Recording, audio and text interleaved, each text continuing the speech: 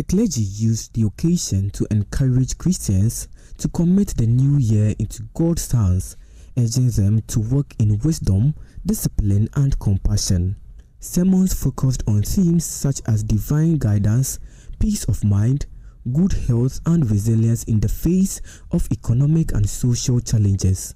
Delivering his New Year sermon, the General Overseer of the International Central Gospel Church, Pastor Mensa Otabil, urged Christians to place greater emphasis on sound biblical teaching rather than the pursuit of miracles, describing doctrine as the true foundation of the Christian faith. So when you read the book of Acts, you see a lot of miracles happening. There are miracles of cripples walking, people being raised from the dead. None of those miracles happened in the church. All of those miracles happened outside the church.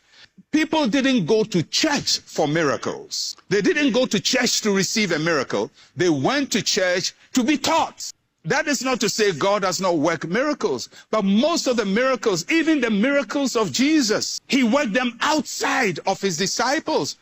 So far as I know, there is no record of any disciple or apostle of Jesus who was directly healed by Jesus.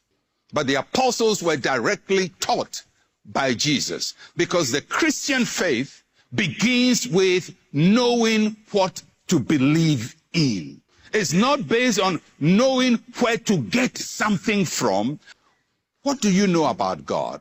What do you believe about God? What do you know about Jesus? What do you believe about Jesus? What do you know about the Holy Spirit? What do you believe about the Holy Spirit? And we're going to have a 242 church. Then we must emphasize the apostles' doctrine. The doctrine that Jesus taught his apostles, which they recorded for us. Where do we find it? In Matthew, Mark, Luke, and John. That's the first pillar of the church. Meanwhile, founder of the Royal House Chapel International, Apostle General Reverend Sam Korankye Ankrah, assured congregants that 2026 will be a year of divine transformation.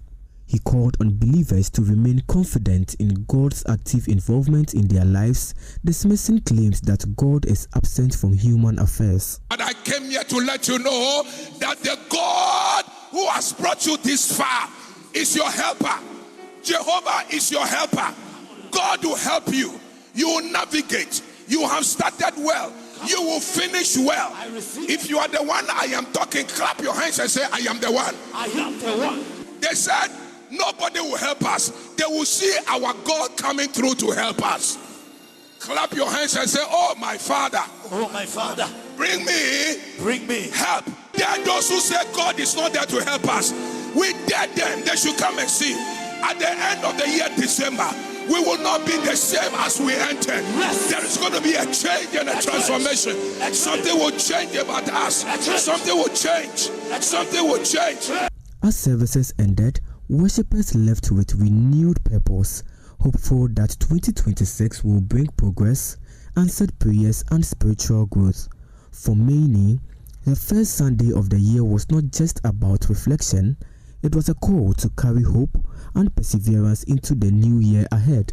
Rodalyn Abensa's report read to you.